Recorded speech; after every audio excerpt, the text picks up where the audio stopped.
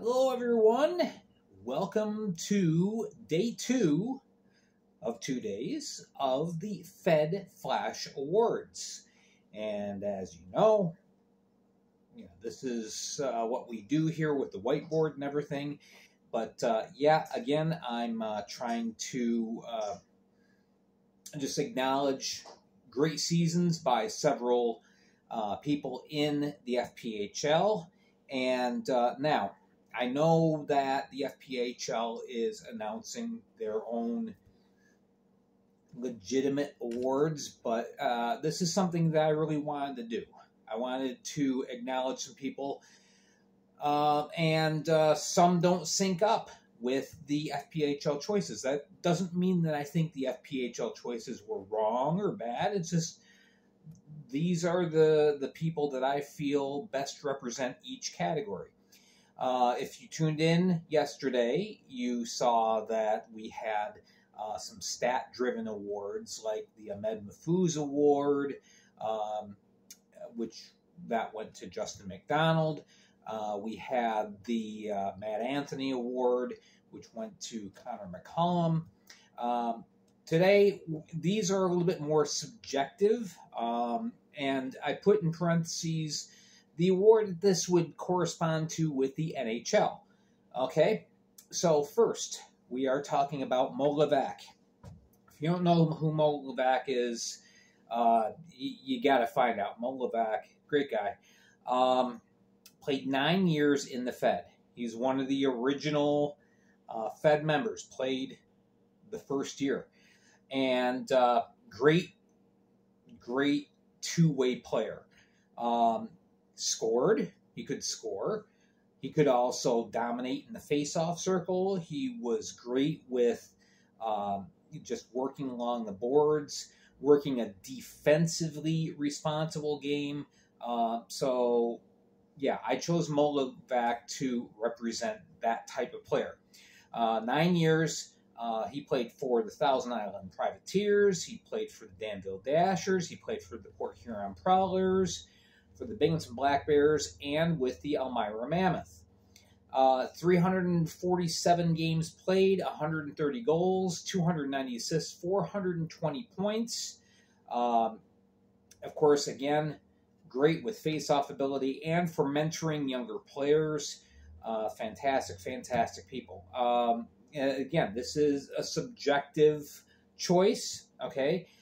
There were some people that I did kind of toy around with, did some comparisons, just, making mental notes as far as what I've seen. So I'm going to be announcing a runner-up candidate, as someone else that I considered, and the actual award winner for these categories. All right, I considered Josh Pietrantonio from the Columbus River Dragons. He's been a great leader on the ice and off too, but on the ice he's been fantastic for quite a while now. But my choice, and I kind of felt like, this is somewhat of a no-brainer, someone that just fits the bill.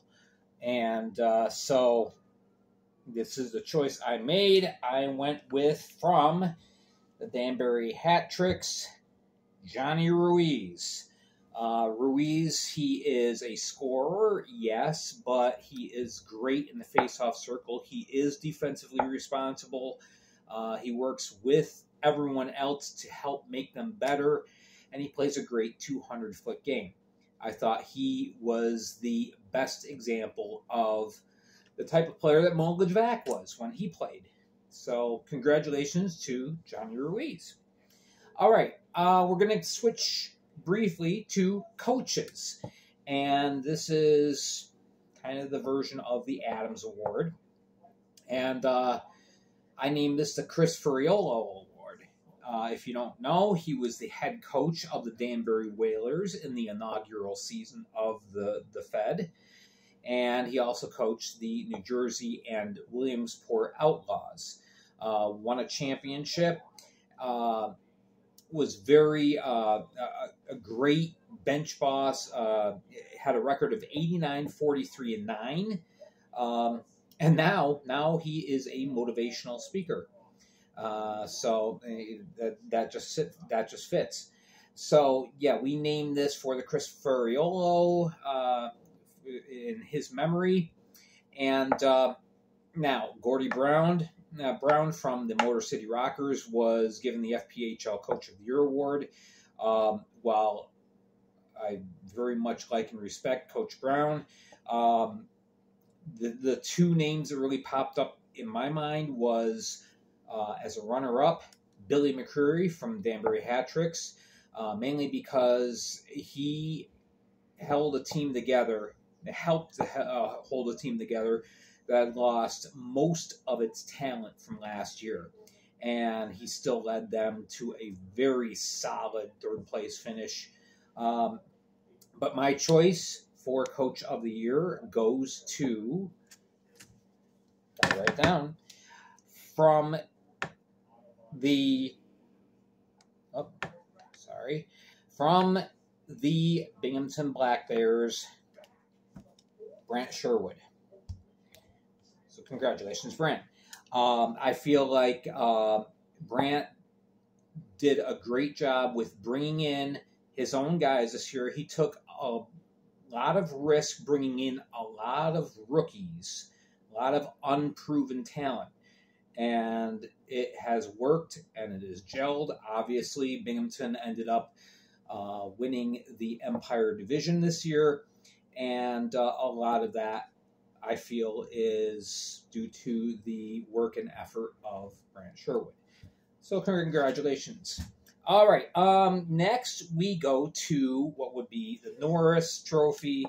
Named it for Brian Marks. Brian Marks played in the earlier years of the FPHL. Great defensive man.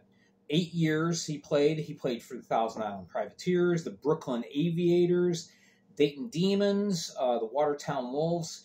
304 games played in the Fed, 186 total points, and a plus-minus rating of plus 156.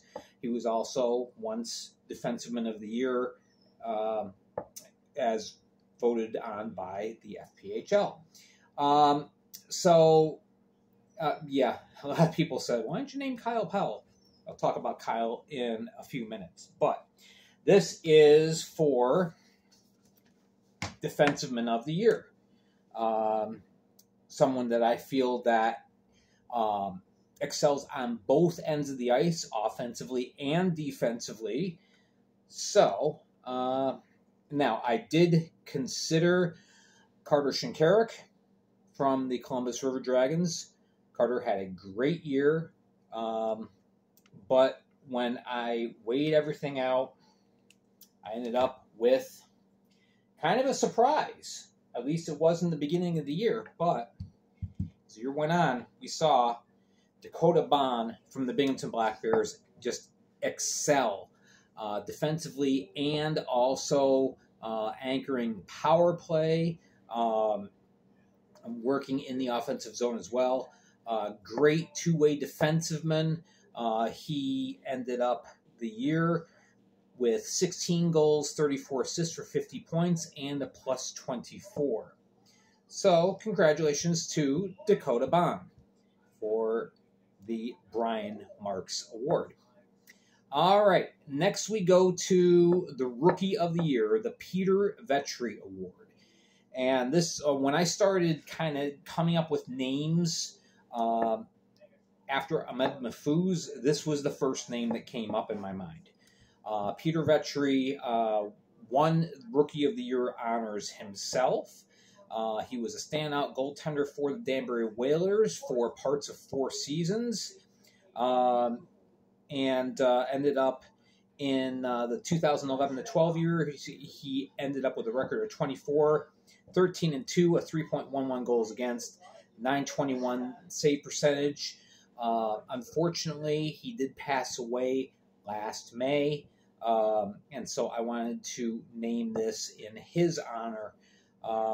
Anyway, so two names came to mind, and they were right at the top of my list right offhand. It didn't take long to decide upon this. I did end up choosing between the two. The first name was Stephen Klink from the Elmira River Sharks. A fantastic year for Klink. Led his team not just offensively, but emotionally in a lot of ways. He was a real leader for the club. He had a fantastic year. Ended up, I can't remember now, I believe it was 12th overall in scoring in the league. Great season. But in the end, I thought long and hard about it. And finally, in the end, I was like, yeah, there's no denying this. This is the one award that syncs up today. And that goes to Ryan Hunter. He was awarded by the FPHL today with Rookie of the Year honors. I am doing the same thing. Hunter has been fantastic. 29 goals, 46 assists, 75 points. He's in the top 10 in scoring. And he was a plus 54. Yes, it helps when you play alongside of Justin McDonald. But Hunter is an excellent player in his own right. And I think Justin McDonald would say the same thing. So congratulations, Ryan. You are the Peter Vetri Rookie of the Year recipient. All right. We got two more. First one, the Vezina Award. Nick Niedert. Now, a lot of people say, well, Niedert wasn't the statistically best goaltender. Neither was George Vezina. But Niedert exemplifies, in my mind, what it means to be a goalie in the Fed. He did anything he could for the team. Legendary journeyman. I think he played for more teams than Suitcase Smith. But 10 years, he played for the Danbury Whalers, the Danbury Titans, the Danbury Hat Tricks. He played for the Danville Dashers. He played for the Watertown Wolves. He played for the Elmira Enforcers and the Port Huron Prowlers. In his career, 158 games played, a record of 65, 59, and 9, a 3.98 goals against, 887 save percentage. While those numbers are modest, again, it was his just his presence in the net that really anchored a team. And so I felt like he was the best representative of a Vezina style of goaltender. All right, so we're saying this is going to the best goaltender in the league. And there were there were really 5 goaltenders that I considered. And the first one, the first 3 kind of more well-known. The final 2 that I was deciding on was between Connor McAnanama of the Binghamton Black Bears, who had 19 wins and was second in goals against, second in save percentage, very solid all year round. But in the end, it's like, yeah. And I know that he wasn't here the full year, but he played the majority of the year in the Fed. And so, congratulations to Mario Cavallari from the Carolina Thunderbirds. He is the Nick Niedert Award winner. Going to go a little extra long, so just so you're prepared. All right, because I want to take my time with the final one, which is the Matt Robertson Trophy, similar to the Hart Trophy. MVP. All right, and I want to take a couple minutes to list. I want to list an MVP candidate from each team. Someone I feel was the most valuable to their team. And in the end, we are going to list our runner-up and our final award recipient. So Matt Robertson, he played 6 years with Port Huron Prowlers. He was a respected leader. He was a great offensive force. 319 points in 172 games played. but he was just so respected. He earned the respect of his own teammates as well as everyone else in the league. Just a very highly admired player. All right, so from Baton Rouge, I feel like Noah Robinson ended up being the team's MVP. Represented his team so well. From the Binghamton Black Bears, Tyson Kirkby, captain of the team. From the Blue Ridge Bobcats, Daniel Martin. I almost said Cody Oakes, but Daniel Martin really asserted himself as a leader on and off the ice with the team. For the Carolina Thunderbirds, Gus Ford. The team would not be where it is today if not for Gus Ford. For the Columbus River Dragons, it would be Justin McDonald. For the Elmira River Sharks, Sammy Bernard. Great anchor backstop for the club. And played his heart out this year. For Mississippi, the captain, Jackson Bond. I thought he was excellent. No, I'm sorry, Justin Barr's the captain. But Jackson Bond had an excellent year. Jackson Bond, I felt like he was the most valuable for the team. Port Huron Prowlers, Austin Federley. Great player. He could play forward. He can play defenseman. Fantastic. For Watertown, Tate Leeson. I know there were some issues with disciplinary matters, but he's the heart and soul of that team. So there are some team MVPs that I would consider. Runner-up for the award, for the Matt Robertson Award, because he is Mr. Danbury, Johnny Ruiz. I really considered him, but there are other players in Danbury that can step into a leadership role and take over a game. Johnny Ruiz doesn't have to do it every single night, even though he does most nights. I felt like the team, the person that mattered the most to his team, the team could not do without. And hence he is a Hart Trophy kind of guy. An MVP that just the whole team rallies around. I voted for Trevor Babin from the Motor City Rockers. Congratulations, Trevor. So there you go. These are the award recipients for the Fed Flash Awards. There is one more award that will be handed out later in the year. It won't be decided until the end of the playoffs. That is the playoff MVP. Your version of Conn Smythe. Dan McWhinney. A lot of you are saying, who was Dan McWhinney? Dan McWhinney was the winner of the playoff MVP award for the New Jersey Outlaws back in the 2011-12 season. Goaltender for the Outlaws, for the Dayton Demons, and the Port Huron Prowlers. Just a solid guy. That year he went 24-4 during the regular season, and in the playoffs went 6-1 to lead the New Jersey Outlaws to the championship. So Dan McWhinney is named for that award. I did not have time to research things, but next year, and yes, I plan on doing this again next year, I'm going to present a version of the Lady Bing, someone who I feel exemplifies gentlemanly qualities, and there was really only one person that I thought of that best represented that, and that is Kyle Powell.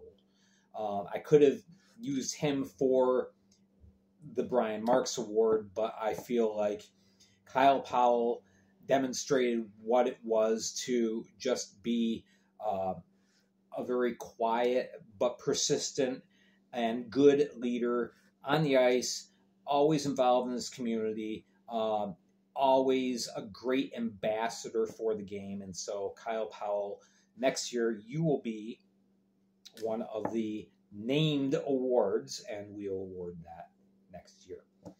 All right, so that is it. That's the Fed League Flash Awards, and I hope you enjoyed it. Make sure you hit like and subscribe, and again, we'll do this next year. Hope you enjoyed this. Thank you so much, and we'll catch you later this week here on YouTube.